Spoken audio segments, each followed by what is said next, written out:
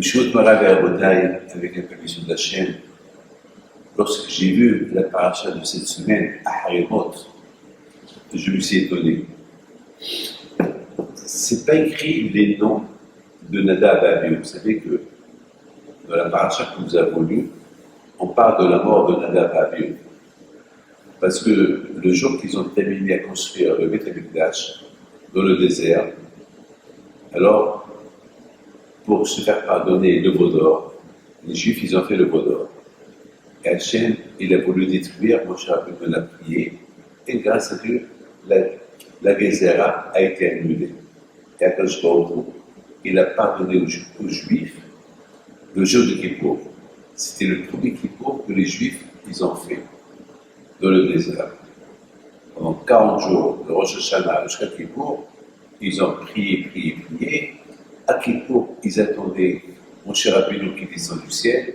Il descend avec les deuxièmes tables de la loi, parce que les premières, ils ont été cassées. Il les a cassées parce qu'ils ont fait le veau d'or. Et maintenant, voilà, il descend. Et Hachem, il dit à Moshe Rabbeinu, dis-leur, je leur pardonne.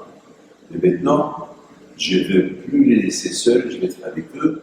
Alors, il faut qu'ils nous construisent un tabernacle, un Beth Amikdash. Il était avec eux dans le désert pendant. Il est resté 400 ans, jusqu'à que le roi Salomon, il a construit le vrai Beth Amikdash, celui qu'on avait à Jérusalem. Et voilà, le jour de l'illumination, Hachem, il a apparu, et Nadab et Abihu, malheureusement, ils sont rentrés, là où il ne fallait pas rentrer dans le Beth Amikdash, et ils sont morts. Ils sont morts. Et on lit leur paracha à Kippour pour nous dire qu'Akadosh Baruch Hu, il pardonne nos fautes à Kippour grâce aux tzadikim. Grâce aux tzadikim qui sont morts. Ça veut dire, c'est la raison pourquoi on lit la paracha de Nadab et Abihu qui sont morts au moment qu'ils ont fait au moment de l'illumination du temple, ils sont morts. Ça veut dire que, vous savez qu'on considère l'homme comme un temple. On dit que Hachem qui réside dans l'homme. Aujourd'hui, il n'y a pas de Beth Amikdash. Alors, chaque être humain, c'est lui le tabernacle d'Hachem. D'ailleurs, du matin au soir, on fait des prières. Donc, ça veut dire que Hachem, il est en nous, par rapport à la neshama que nous avons et par rapport à la connexion que nous avons avec le bon Dieu. Donc, chaque être humain, il devient comme un petit Beth Amikdash pour le bon Dieu. Voilà, donc ça veut dire qu'il faut faire attention de ne pas se détruire. Parce qu'on parle de la destruction du temple, mais aussi on parle de la destruction de l'homme lui-même. Lorsqu'un homme il divorce, c'est comme la destruction. Lorsqu'un homme et sa femme ils se disputent, c'est comme la destruction de leur temple. Hachem, il veut qu'on soit parfait.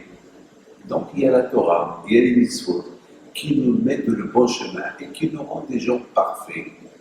Alors parfois il y a des petites épreuves qui arrivent sur nous pour qu'on fait des chouvas, pour se reconstruire. Donc chaque être humain, il se détruit, il se reconstruit. Il se détruit lorsqu'il fait des mauvaises choses, il se détruit lorsqu'il fait des mauvaises choses, il se reconstruit lorsqu'il fait des bonnes choses et tout va bien. On dit que le nom de Dieu, il est entre l'homme et la femme. Ish, Isha. L'homme, il a le Yud, et la femme, elle a le He. Yud et He, c'est le nom de Dieu. C'est-à-dire, lorsqu'il y a le shalom entre l'homme et la femme, lorsqu'il y a un respect entre l'homme et la femme.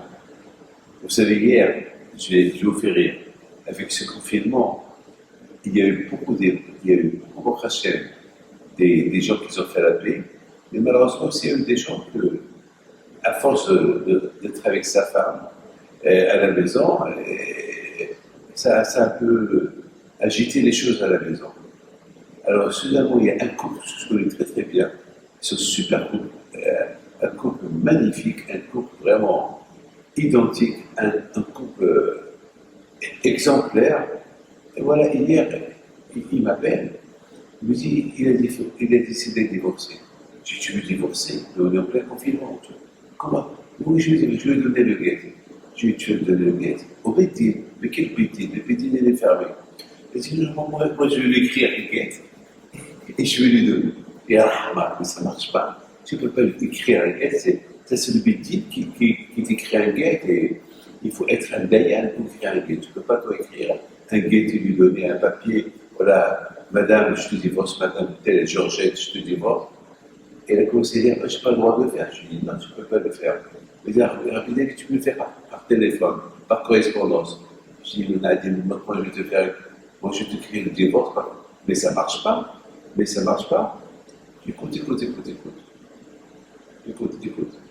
Demain, on va prendre une bonne décision pour le moment. Reste calme, demande la paix parce que je ne peux pas te faire la paix. Je ne peux pas t'écrire le guet par correspondance, par téléphone, si je n'ai pas fait la paix avec elle. Alors je les ai eus. Ils ont fait la paix. Ils m'ont appelé ce matin tout. Ils m'ont dit, rapidement, c'est pas que nous écrire le guet, on a fait la paix. J'ai dit, de toute façon, Ahmad, je ne pouvais pas t'écrire le guet, ça ne marche pas comme ça. Vous voyez, beaucoup de fois, les jeunes se divorcent pour rien.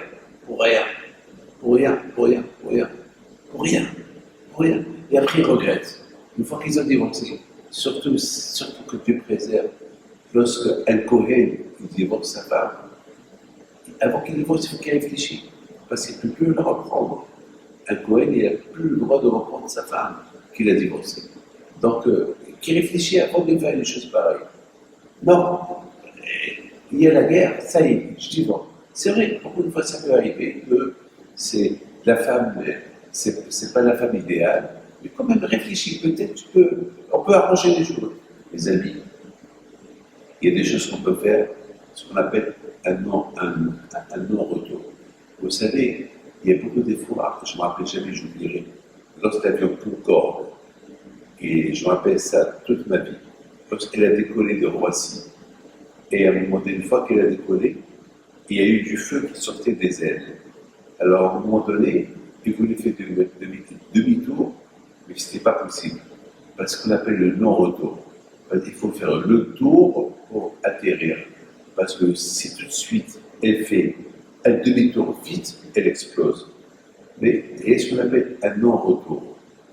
Il y a ce qu'on appelle un non-retour. Donc, à côté, il faut bien réfléchir les actes et les gestes qu'on fait, qu'à ce chaleur, il y a un non-retour. Donc, mes amis, je voudrais vous dire une chose, que Nadab Abihu, la paracha à eux, elle est exceptionnelle.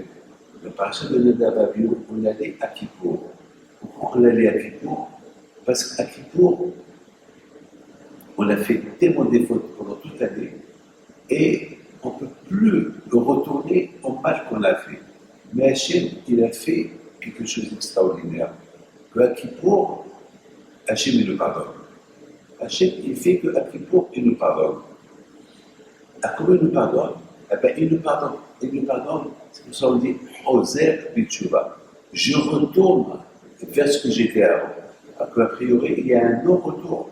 Quelque chose qui est tellement bon que pour se connecter avec lui et pour faire une teshuva, il y a un retour.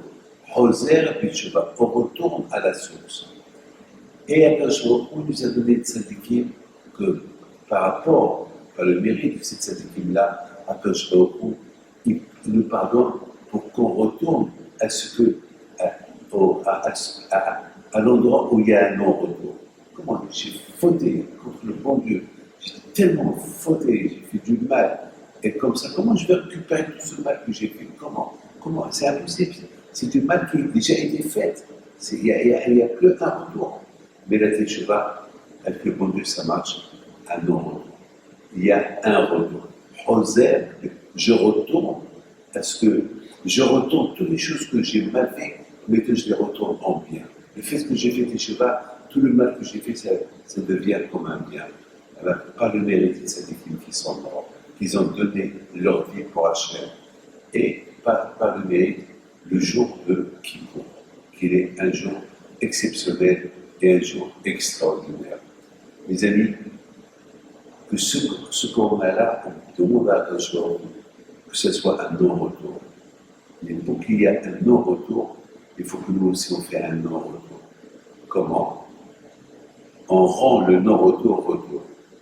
Et si on rend le non-retour retour, le mal qu'on a fait, on retourne sur ce mal-là qu'on a fait, et à la place on fait du bien, alors qu'un jour il va faire que cette corona et sera Hachem un non-retour qui ne retourne plus au point final.